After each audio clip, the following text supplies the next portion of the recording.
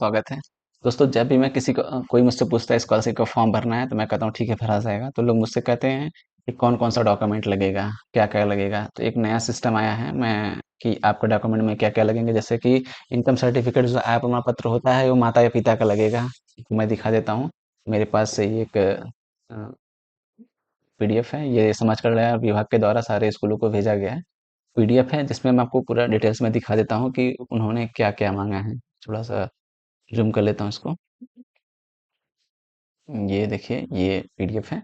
इसमें आपको मैं दिखाता हूँ क्या-क्या माँगा है। छात्रवृत्ति योजना का प्रस्तुतिकरण पूरा कॉलेज से लेके बच्चों तक क्या-क्या डिटेल्स चाहिए, पूरा का पूरा डिटेल्स में लिखा हुआ है। जैसे देख सकते हैं आप, आय सीमा अनुसूचित जाति, अनुसूचित जनजाति के लिए जो इनकम सर्टिफिकेट हो वो 2.5 लाख रुपए वार्षिक से अधिक का नहीं होना चाहिए। सामान्य अन्य पिछड़ा वर्ग, अल्पसंख्यक वर्ग के लिए 2 लाख रुपए से अधिक का नहीं होना चाहिए। ठीक है, आयु सीमा निजी कॉलेज के लिए अधिकतम 40 वर्ष। राज्य के अंदर कोई आयु सीमा नहीं है। मतलब अगर आप निजी कॉलेज में पढ़ रहे हैं तो स्टूडेंट की जो अधिकतम एज होनी चाहिए 40 वर्ष। रिसर्च एंड डायरेक्ट लिखा है ना, डॉक्टरेट को छोड़कर जो पीएचडी करते हैं उनके लिए नहीं है वो। बाकी और कोर्स करते हैं उनके लिए 40 वर्ष। बाकी राजकीय से कर रहे हैं, गवर्नमेंट कॉलेज से कर रहे हैं तो आपकी आयु की कोई सीमा नहीं है।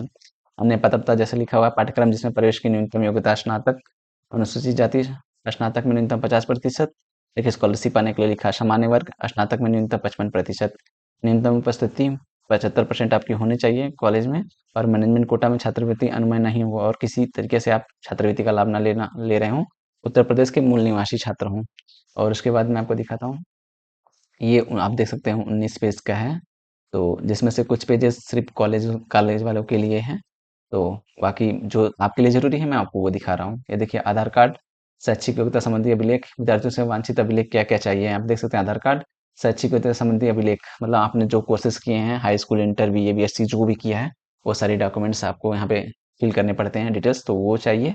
उसके बाद देखिए, हमें लिखा माता पिता अभिभावक के नाम से निर्गत आय प्रमाण पत्र, मतलब माता या पिता दोनों में से किसी, या अभिभावक अगर आपके माता पिता नहीं हो, कोई अभिभावक हो आपके ऊपर जिनके थ्रू आप पढ़ रहे हैं, जिनकी कमाई से, उनका इनकम का आपको प्रमाण पत्र देना होगा, आय प्रमाण पत्र।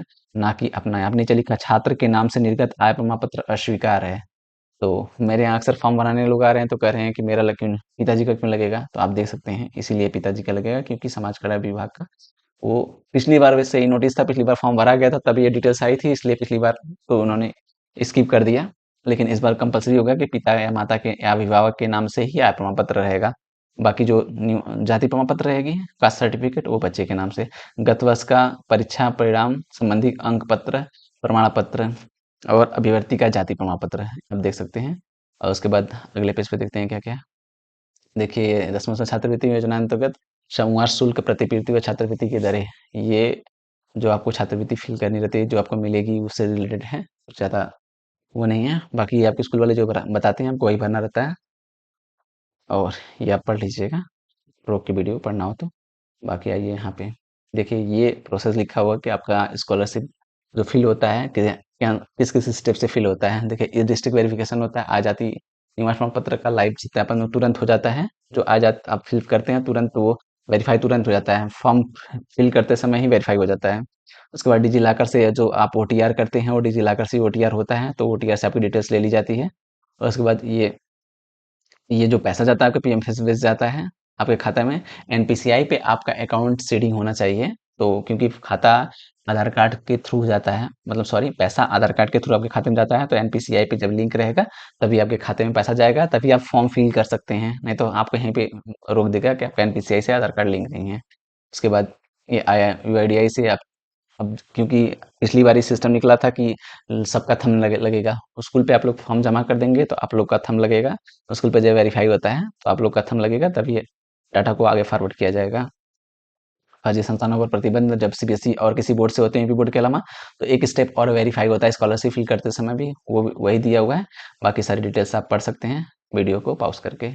आगे आते हैं, ये देखिए पूरा का पूरा स्टेप दिया है, कितने स्टेप में आपको स्कॉलरशिप, किस किस स्टेप से आप स्कॉलरशिप फिल करते हैं, किस किस कहाँ कहाँ वेरीफाई होता है, कैसे आपको मिलता है, सारी डिटेल्स लिखी है। जैसे लिखा है यहाँ पे आपका मास्टर डाटा, कॉलेज कल्याण अधिकारी जो अभी तक लिखा हुआ है यहाँ पे, रजिस्ट्रेशन, ओटीआर आपका पंजीकरण करेंगे, फिर छात्र द्वारा आवेदन करेंगे, फिर बायोमेट्रिक कॉलेज पे बायोमेट्रिक ऑथेंटिकेशन होगा।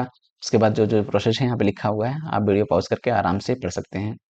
उसके बाद ये जो भी लास्ट डेटेड हैं, जो अभी तक के डेट हैं, वो यहाँ पे लिखे हुए हैं। आप इसको पॉज़ करके पढ़ सकते हैं।